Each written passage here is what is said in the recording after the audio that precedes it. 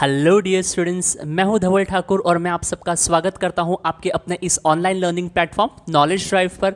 आज के इस लेक्चर में हम कुछ इंपॉर्टेंट जर्नल एंट्रीज को डिस्कस करेंगे जो आपके आने वाले हाफ ईयरली एग्जाम्स के लिए आप में बहुत इंपॉर्टेंट और हेल्पफुल जर्नल एंट्रीज हो सकती है। ये कुछ स्टैंडर्ड मॉडर्न जर्नल एंट्रीज हैं जिन्हें मैंने सेलेक्ट किया हुआ है, खुद से फ्रेम किए हुए ट्रांजैक्शंस हैं। इन ट्रांजैक्शंस के नेचर से आपको एग्जाम में रिलेटेड ट्रांजैक्शंस देखने मिल सकते हैं। इंपॉर्टेंट पॉइंट्स हम डिस्कस करेंगे इन सारे आने वाले लेक्चर्स में। तो बच्चों, आपको ये वीडियो कैसे लगता है? आज के इस लेक्चर में हम सिर्फ इतने ही ट्रांजैक्शंस डिस्कस करेंगे, कम नंबर ऑफ ट्रांजैक्शंस हैं, कंसेप्ट्स पे ज़्यादा फोकस करेंगे और अच्छे से समझने की कोशिश कीजिएगा। और आप आज के इस लेक्चर के फीडबैक पे से आप मुझे बताइएगा कि आपके हाफ ईयरली एग्जाम्स के लिए आपको और कौन से टॉपिक्स, जैसे ये बेसिक जर्नल एंट्रीज हैं, इसमें कुछ सिंपल, कुछ कंबाइंड एंट्रीज हैं, कुछ ऐसी एंट्रीज हैं जिनमें बच्चे बहुत बार मिस्टेक्स करते हैं, तो उनको कवर करने की कोशिश की गई है। ये एक छोटा सा लेक्चर होगा, बहुत ज़्यादा टाइम नहीं लिया जाएगा आपको। हाँ, बट अगर आपको ये लेक्चर अच्छा लगता है, आपके रिस्पॉन्स से और आपके रिक्वायरमेंट के अकॉर्डिंगली आने वाले लेक्चर्स आपके लिए प्लान किए जाएंगे। तो बिना टाइम को वेस्ट किए हुए स्टार्ट करते हैं बच्चों हम आज का लेक्चर। अब देखिए क्या होता है बच्चों, जर्नल एंट्रीज में जो स्टार्टिंग के ट्रांजैक्शंस होते हैं, कुछ क्वेश्चंस आपको सिंपल जर्नल के आ सकते हैं। सिंपल जर्नल से मेरा मतलब है ऐसे ट्रांजैक्शंस जिसमें एक अकाउंट डेबिट होगा और एक अकाउंट क्रेडिट होगा। और कुछ जर्नल एंट्रीज आपको कंबाइंड एंट्रीज मिल सकती हैं जिसमें एक से ज्यादा अकाउंट डेबिट और एक से ज्यादा अकाउंट बच्चों क्या देखने मिल सकते हैं, credit.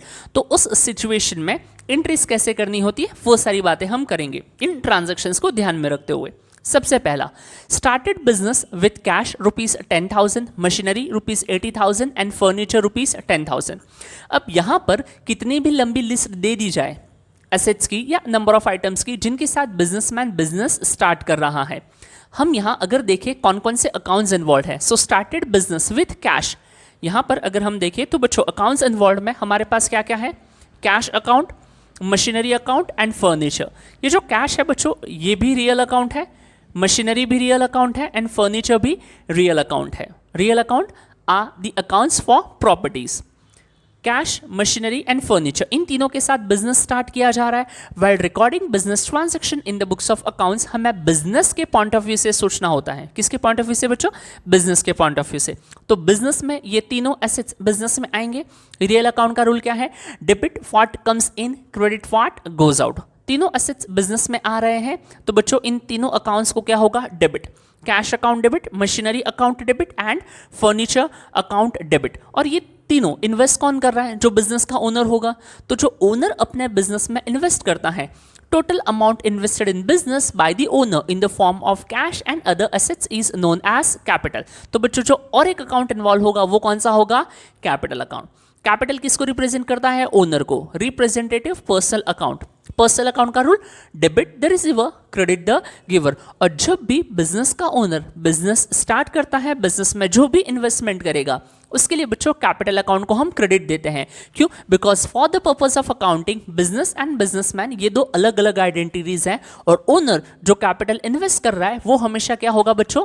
Credit the giver, because वो अपने बिजनेस में पैसा इन्वेस्ट कर रहा है। हम रिकॉर्डिंग बिजनेस के पॉइंट ऑफ व्यू से करते हैं। तो मान लीजिए अगर आप ओनर हैं और आपने बिजनेस में, ये हमारा व्हाइट बोर्ड मानते हैं हम बिजनेस है, आपने कैश, मशीनरी और फर्नीचर अगर इन्वेस्ट किया है तो बीइंग ओनर आप कौन हुए? Credit the giver. और बिजनेस के पॉइंट ऑफ व्यू से देखेंगे तो बिजनेस में कैश, मशीनरी और फर्नीचर ये तीनों बिजनेस में आ रहे हैं। डेबिट व्हाट कम्स इन। तो ऐसे समय ट्रांजेक्शन्स को हम नोट कैसे करेंगे? जर्नल एंट्री क्या फ्रेम हो गई सर? जो अकाउंट्स डेबिट हुए हैं उन्हें लिख लेते हैं, मंथ लिख लेते हैं, that is October 2023 first date है। तो बच्चों जो जो असेट्स आ रहे हैं बिजनेस में, सर क्या क्या आ रहा है? Cash, cash account debit, machinery account debit, machinery account debit and furniture account debit, furniture account debit to capital, to capital account. और अगर बच्चों आप मॉडर्न अप्रोच से बिजनेस के ट्रांजैक्शंस को अगर आप रिकॉर्ड कर रहे हैं तो यहाँ पर कैश, फर्नीचर एंड मशीनरी तीनों एसेट्स हैं। एसेट्स बिजनेस में आएंगे, increase in asset and increase in asset is debit, तो बच्चों तीनों का डेबिट। कैपिटल, कैपिटल कौन सा इंडिकेट, बैलेंस इंडिकेट करता है sir, capital indicate credit balance, so increase in capital credit, तो कैपिटल इंक्रीज हो रहा है तो यहाँ कैपिटल को क्रेडिट आएगा। आप मॉडर्न अप्रोच से ट्रांजैक्शंस को सॉल्व कीजिए या ट्रेडिशनल अप्रोच से सॉल्व कीजिए, जो जर्नल एंट्री आप फ्रेम करेंगे वो बच्चों सेम वैसे ही रहेगी। तो हमारी एंट्री रेडी है, अमाउंट लिख लेते हैं हम, 10,000 for cash, 80,000 for machinery and 10,000 for furniture. अब ये तीनों का तीनों अमाउंट ओनर का खुद का है, उसने बिजनेस में इन्वेस्ट किया है, सो कैपिटल टोटल कितना हो जाएगा बच्चों, 1 लाख रुपीस। याद रखिएगा जर्नल एंट्रीज जब आप लिखेंगे तो जो डेबिट की टोटल है और क्रेडिट की टोटल है एक जर्नल एंट्री में वो सेम होनी चाहिए, वरना कहीं ना कहीं आपने कुछ मिस्टेक की है। तो इस तरह से हमारा ये ट्रांजेक्शन कंप्लीट होता है। जैसे ही हमारा ट्रांजेक्शन कंप्लीट होता है उनके नीचे हम जो ब्रीफ डिस्क्रिप्शन लिखते हैं, brief description about journal entry is known as narration, इसे क्या कहा जाता है, नरेशन कहते हैं। तो यहां हम क्या लिखेंगे बच्चों, बीइंग स्टार्टेड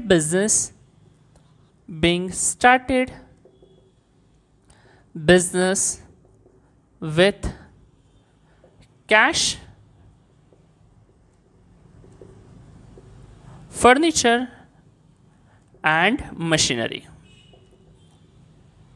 इस तरह से आपको जर्नल एंट्रीज के लिए नरेशन लिखना कंपलसरी है, अगर नरेशन नहीं लिखेंगे तो बच्चों प्रॉब्लम हो जाएगी। अब यहाँ से इसके बाद जितने ट्रांजैक्शंस हैं उन ट्रांजैक्शंस को मैं देखते हैं कितने यहाँ रिकॉर्ड कर पाते हैं। नेक्स्ट ट्रांजैक्शन देखते हैं, बोरोड फ्रॉम एसबीआई। अच्छा, वैसे अगर आप ध्यान से देखेंगे ना तो ये फर्स्ट ट्रांजैक्शन, सेकंड ट्रांजैक्शन और थर्ड ट्रांजैक्शन ये तीनों प्लान किए हुए ट्रांजैक्शन है, क्योंकि मुझे आपको इस ट्रांजैक्शन की जर्नल एंट्री सिखानी है, इसके लिए ये दोनों ट्रांजैक्शंस मैंने लिए हैं। आई थिंक सो ये और ये दोनों ट्रांजैक्शंस आपको तो बहुत अच्छे से आते होंगे।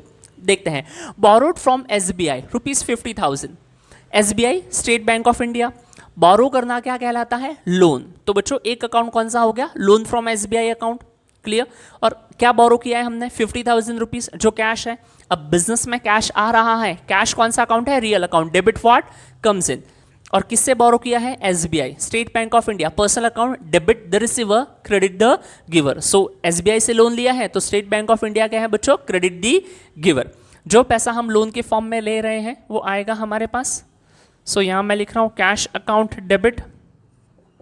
वैसे अगर कोई आपसे कहे ना कि जब बैंक से लोन लेते हो तो पैसा बैंक अकाउंट में आता है, तो आप bank account debit to SBI loan भी लिख सकते हो, cash account debit to SBI loan भी हम लिख सकते हैं, कोई प्रॉब्लम नहीं है।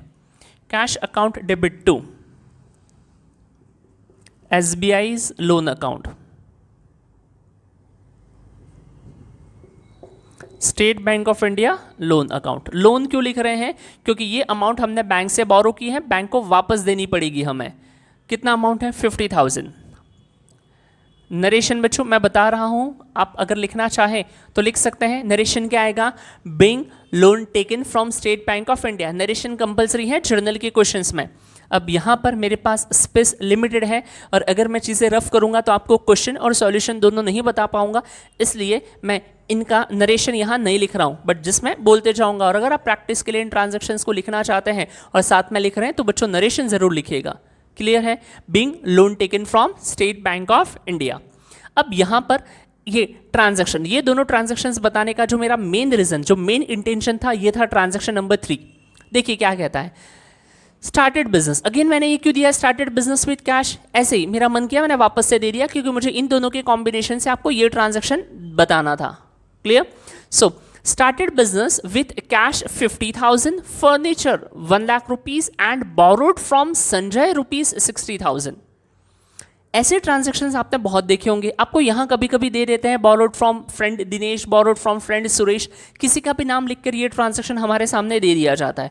तो उस टाइम पे होता क्या है बच्चों, जो हमारा खुद का पैसा है वो तो कैपिटल है, कहने का मतलब है यहाँ बिजनेस में जो कैश और जो फर्नीचर है वो ओनर का खुद का है, उसे तो हम कैपिटल कह सकते हैं। बट जो उसने किसी से बोरो किया है, संजय से 60,000, इस 60,000 को बच्चों हम लोन कहेंगे, इसे कैपिटल हम नहीं कह सकते। ये संजय's लोन है या फिर लोन फ्रॉम संजय कहा जा सकता है। जैसे मैंने यहाँ कैसे लिखा है बच्चों, SBI's लोन, वैसे यहाँ लिखेंगे हम लोन फ्रॉम संजय या फिर संजय's लोन। तो यहाँ पर इस पर्टिकुलर ट्रांजैक्शन में अगर हम अकाउंट्स इन्वॉल्व देखें तो एक तो ये रहा कैश, एक ये रहा फर्नीचर और एक ये रहा संजय's लोन, और उसके साथ साथ बिजनेस स्टार्ट किया गया है। वैसे ये ट्रांजैक्शन और ये ट्रांजैक्शन आप कहोगे कि सर एक ही मंथ में दो बार बिजनेस कैसे स्टार्ट किया है। मुझे सिर्फ आपको ये सिखाना था कि स्टार्टेड बिजनेस और लोन वाला मिक्स ट्रांजैक्शन आ जाए तो उसकी एंट्री कैसे करनी होती है। तो इसलिए पहले मैंने आपको एक बार सेपरेट स्टार्टेड बिजनेस वाला सिंपल ट्रांजैक्शन, एक बार लोन वाला सिंपल ट्रांजैक्शन, और फिर इन दोनों के कॉम्बिनेशन के फॉर्म में मैंने ये ट्रांजैक्शन बच्चों सेलेक्ट किया हुआ है। तो यहाँ पर जब आप खुद के पैसे इन्वेस्ट करोगे, फर्नीचर भी आपका खुद का है, और लोन जब आप लोगे तो यहाँ आप दो ट्रांजैक्शन को मिक्स कर रहे हो। कैसे? ऐसे नेचर वाले दो ट्रांजैक्शंस को आप मिक्स कर रहे हो जहाँ पर आपका खुद का कुछ इन्वेस्ट हो रहा है जिसे हम कैपिटल कहते हैं, और आप दूसरा क्या ले रहे हो, किसी से लोन। उस ट्रांजैक्शन में SBI's लोन की जगह पर संजय's लोन है। तो यहाँ इन ट्रांजैक्शंस को हम कंबाइन एक साथ में कैसे लिखेंगे बच्चों, ये जो कैश है ना, ये कैश इस कैश में, मतलब यहाँ पर ये जो 60,000 वाला कैश है इस 50,000 वाले कैश में कंबाइंड हो जाएगा। देखिए मैं कैसा लिखता हूँ, ध्यान से, इंपॉर्टेंट ट्रांजैक्शन है ये। Cash account debit, cash account debit. कितना है अमाउंट सर? यहाँ पर कैश में एक तो वो जो 50,000 था ना वो भी आएगा, और जो उसने संजय से लोन लिया हुआ है, क्योंकि देखो बेटा पैसा तो पैसा होता है खुद का, मतलब आप खुद से इन्वेस्ट करो या लोन लेकर बिजनेस में पैसा इन्वेस्ट करो। बिजनेस में कैश कितना आया? टोटल कैश बिजनेस में जो आया है वो है 1,10,000। जी सर। दूसरा जो फर्नीचर है 1 लाख का, उसे भी लिखेंगे furniture real account debit what comes in furniture account debit. Business में कितना आया है फर्नीचर? सर 1 लाख का फर्नीचर बिजनेस में आया है तो 1 लाख डेबिट। अब इनके साथ साथ बच्चों ये जो अमाउंट है, ठीक है, जो ओनर खुद से इन्वेस्ट करता है, वैसे अगर आप पहले संजय's लोन लिखना चाहते हैं तो लिख लीजिए, कोई प्रॉब्लम नहीं है। ये लिख लिया मैंने संजय's लोन। ये क्यों लिखना है? क्योंकि ये जो 60 और 50,000 है उसमें से ये जो 60,000 है ना बच्चों, वो हमने संजय से लोन के फॉर्म में लिया हुआ है, वो हमारा कैपिटल नहीं हो सकता। वरना आप क्या करेंगे, अगर डायरेक्टली आप सिर्फ बच्चों टू कैपिटल अकाउंट लिख लेते हैं, सिर्फ क्या लिख लेते हैं, टू कैपिटल अकाउंट, और टोटल अमाउंट लिख लोगे 2,10,000, तो ये ट्रांजैक्शन गड़बड़ हो जाएगा। क्योंकि आपने जो अमाउंट संजय से बोरो किया है वो लोन है, और लोन लायबिलिटी है जो अलग से लिखी जाती है, कैपिटल में काउंट नहीं होता है। ध्यान रखिएगा, कैपिटल का मतलब ओनर का खुद का इन्वेस्टमेंट है। तो बच्चों यहाँ पर 60,000 तो संजय से लिया हुआ था, तो ये जो 50,000 है और ये जो 1 लाख है, यही 1,60,000, ये सॉरी 1,50,000, ये 1,50,000 वो अमाउंट है जो ओनर का खुद का पैसा है, और 60,000 उसने क्या किया हुआ था, लोन लिया हुआ था। तो जब कभी ऐसे ट्रांजैक्शन आ जाए जहां पर ओनर खुद से कुछ इन्वेस्ट करे और बैंक से, किसी फ्रेंड से या मदर फादर किसी से भी बोरोड वर्ड आ जाए, गिफ्ट की बात नहीं कर रहा हूं बच्चों, बोरोड वर्ड आ जाए, तो समझ लीजिएगा वो अमाउंट आपको लोन के फॉर्म में लिखना है। जैसे मैंने यहां लिखा है संजय's लोन, ऊपर वाले ट्रांजैक्शन में SBI's लोन लिखा था, तो ये लोन वाला ट्रांजैक्शन और स्टार्टेड बिजनेस वाले ट्रांजैक्शन का मिक्सचर, ये इस तरीके का ट्रांजैक्शन है जो आपको एग्जाम में देखने मिल सकता है। ध्यान रखिएगा इन बातों को, इन ट्रांजैक्शन को। इनके जब हम नरेशन लिखेंगे तो क्लियरली मेंशन और स्पेसिफाई कर देंगे that started business with cash furniture and borrowed from Sanjay. Clear? यहां नरेशन में हम लिख लेंगे स्टार्टेड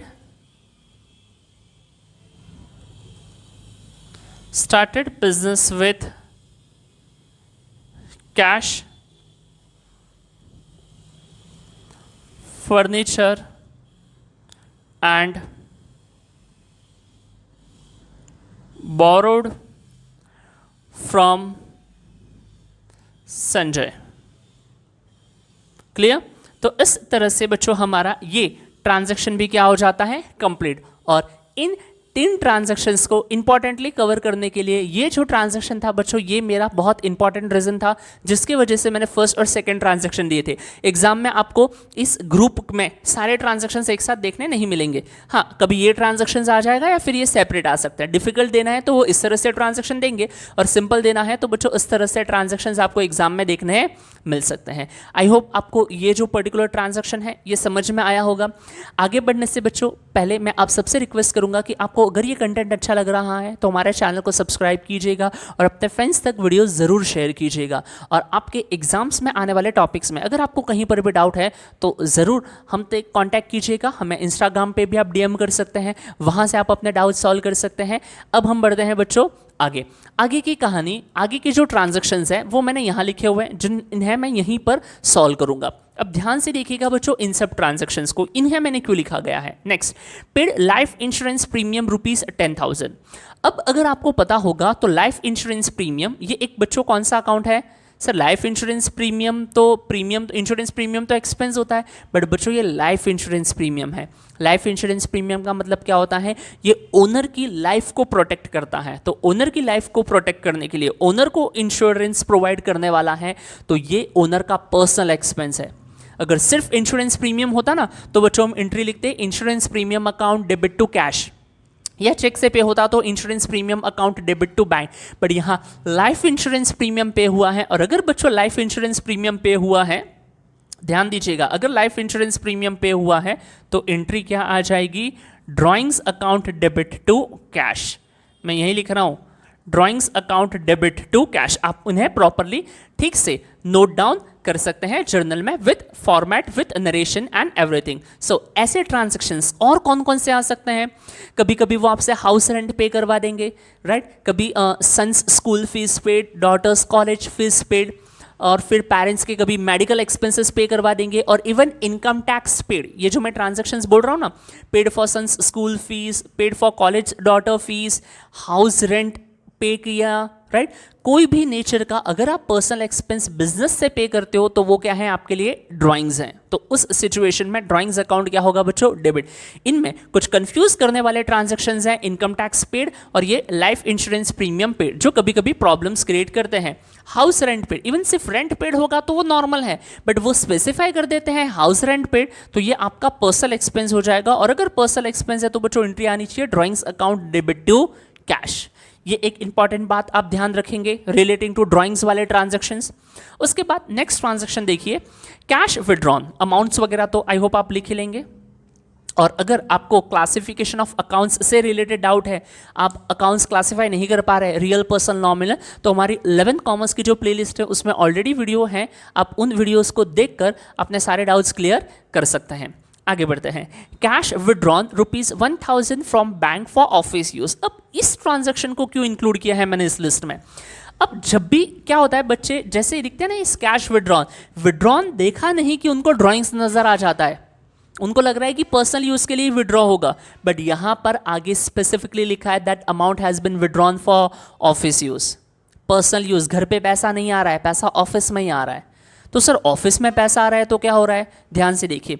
जब आप कैश विड्रॉ करते हो कहां से बच्चों, फ्रॉम बैंक, और वो भी कौन से यूज के लिए, ऑफिस यूज के लिए। तो इस ट्रांजैक्शन में जो अकाउंट इन्वॉल्व है, एक तो है बैंक। बैंक कौन सा अकाउंट है, personal account. Rule, debit the receiver, credit the giver. तो बच्चों बैंक से अगर आप पैसे विड्रॉ करोगे तो बैंक कौन है, गिवर, तो बैंक को तो क्रेडिट आ गया। सर बैंक को क्रेडिट है तो हमें यह पता चल गया कि आएगा टू बैंक। अब डेबिट की अगर हम बात करें, कौन सा अकाउंट डेबिट हुआ है, अगर हम इसकी बात करें तो बच्चों पैसा कहाँ आया है, ऑफिस में। और ऑफिस में कैसे आने का मतलब, पैसे आने का मतलब है बिजनेस में कैश आया है। सो जो नेक्स्ट अकाउंट इन्वॉल्व होगा वो होगा cash. Cash again real account, rule for real account, debit what comes in, credit what goes out. So cash comes into business. So यहाँ कैश अकाउंट बच्चों क्या हो जाएगा, डेबिट हो जाएगा। तो इस ट्रांजैक्शन के लिए हम एंट्री जो लिखेंगे वो होगी cash account debit to bank account because you have withdrawn cash from bank for office use. यहीं पर अगर ऐसा होता cash withdrawn from bank for personal use तो लिखते drawings to bank, clear. But यहां पर हमने ऑफिस यूज के लिए विड्रॉ किया है, इसलिए बच्चों कैश अकाउंट आएगा, ड्रॉइंग्स नहीं आएगा। ध्यान रखिएगा, ये कैश विड्रॉन देखते ही सीधा ड्रॉइंग, विड्रॉ मतलब ड्रॉइंग ऐसा नहीं होता, यूज देख लीजिएगा, क्लियर है, बहुत अच्छे। हाँ, अगर सिर्फ इतना भी हो ना, कैश विड्रॉन फ्रॉम बैंक, तो भी यही लिखा जाएगा। अगर पर्सनल यूज है तो क्वेश्चन मेंशन करेगा that amount has been withdrawn for personal use, और else by default for office से रिलेटेड ट्रांजैक्शन ही आपको एज्यूम करना है। क्लियर? आगे देखते हैं। अब ये जो ट्रांजैक्शन है कभी कभी बहुत बेसिक है, सिंपल सा ट्रांजैक्शन है, बट कभी गड़बड़ कर देता है। ओपन द करंट अकाउंट और open the bank account with IDBI ₹20,000। IDBI bank का नाम है, industrial development bank of India. अब बच्चों हमने एक बैंक अकाउंट ओपन किया है, तो बैंक अकाउंट ओपन करने की क्या एंट्री आएगी? बच्चों बैंक अकाउंट ओपन करने का मतलब है हमने उस बैंक का जो फॉर्म वगैरह फिल किया होगा, तो उसमें कुछ अमाउंट भी तो हमने डिपॉजिट किया होगा। पैसे कहाँ डिपॉजिट किए? सर इस बैंक में, IDBI बैंक में। तो जब IDBI बैंक में आप पैसे डिपॉजिट करोगे तो अमाउंट आपके बैंक अकाउंट में जाएगा। तो क्या लिखा जाएगा? Bank account debit, personal account debit the receiver, और कैश आपके पास से चला जाएगा। तो बच्चों क्या आ जाएगा? To cash account. So in short open bank account with so and so bank का मतलब क्या हो जाता है? हमने पैसे बैंक में डिपॉजिट किए, bank account debit to cash. ध्यान रखिएगा। नेक्स्ट ट्रांजैक्शन देखते हैं। Rent paid ₹6,000 to landlord Raju. Rent paid ₹6,000 to landlord Raju. ऐसे ट्रांजैक्शंस में क्या होता है, हम बहुत बार ट्रांजैक्शन में बच्चे एंट्री लिख लेते हैं landlord account debit to cash, या फिर लिख लेते हैं Raju's account debit to cash, debit the receiver and cash credit what goes out. But बच्चों ये रॉन्ग है। क्यों रॉन्ग है? अगर क्वेश्चन में रेंट कौन सा अकाउंट है बच्चों? Nominal account. पेड का मतलब कौन सा अकाउंट है? कैश। तो जब क्वेश्चन में कैश और नॉमिनल अकाउंट है, या एक्सपेंस पे हो चुका है, इनकम रिसीव हो चुकी है, ऐसे ट्रांजैक्शंस है ना, तो उस सिचुएशन में जो पर्सनल अकाउंट है, that personal accounts become ineffective. उसका कुछ मतलब ही नहीं रहता है। राजू को पे करे या काजू को पे करे, किसी को भी पे करो, रेंट पे हो चुका है मतलब बिजनेस के लिए एक्सपेंस वो बुक हम रिकॉर्ड कर चुके हैं। तो बच्चों एक्सपेंस रिकॉर्ड करना होता है, इस ट्रांजैक्शन के लिए हमें लिखना होगा rent account debit to cash. Rent account debit to cash. तो जब भी किसी भी जर्नल एंट्री वाले ट्रांजैक्शन में नॉमिनल अकाउंट और कैश हो, राइट, तब पर्सनल अकाउंट्स को नहीं लिखते हैं। मतलब landlord account debit to cash या Raju's account debit to cash, इस तरीके का रिकॉर्डिंग नहीं होगा। अमाउंट पे हो चुका है तो एंट्री आएगी rent account debit to cash account. और अगर रेंट देना बाकी होता, अगर रेंट आउटस्टैंडिंग होता बच्चों, तो एंट्री आती rent account debit to outstanding rent. ध्यान रखिएगा, जब नॉमिनल अकाउंट वगैरह हो तब पर्सनल अकाउंट्स बच्चों इनइफेक्टिव हो जाते हैं, क्योंकि बिजनेस के लिए जो इंपॉर्टेंट है, जो ट्रांजैक्शन है, वो रिकॉर्ड किया जाता है। तो एक्सपेंस और ये कैश, और अगर एक्सपेंस पे करना बाकी है तब एंट्री आ जाती है expense account debit to expense payable account. अच्छे से ध्यान से, कुछ डाउट्स रहेगा तो पूछ लीजिएगा। लास्ट ट्रांजैक्शन की तरफ बढ़ते हैं। Furniture purchased from ABC furniture and paid by IMPS। हमने फर्नीचर परचेस किया है किसी कंपनी से, फर्नीचर का शॉप का नाम लिखा है ABC furniture, and paid by IMPS immediate payment service. Online mode of payment है, जैसे फोन पे, गूगल पे, ये पता होगा ना। वैसे NEFT, RTGS, IMPS, ये भी सारे ऑनलाइन मोड ऑफ पेमेंट्स है बच्चों। तो इनका नाम आ जाए कभी तो समझ जाना ट्रांजैक्शन बैंक के थ्रू हुआ है। तो सर यहाँ फर्नीचर भी है, पार्टी का नाम है, तो क्या ये क्रेडिट ट्रांजैक्शन है क्या? नहीं, यहाँ मैंने लिख दिया है कि the amount has been paid by IMPS। अगर मैं अमाउंट पेमेंट की बात नहीं करता तो ये क्रेडिट ट्रांजैक्शन होता। एग्जाम में ये ट्रांजैक्शन भी बहुत बार आ जाता है। वैसे शुरुआत तो इसकी यहीं से होती है, फर्नीचर परचेस्ड। शुरुआत में गड़बड़ यहीं कर देते हैं कि सर परचेज अकाउंट लिखना है या फर्नीचर।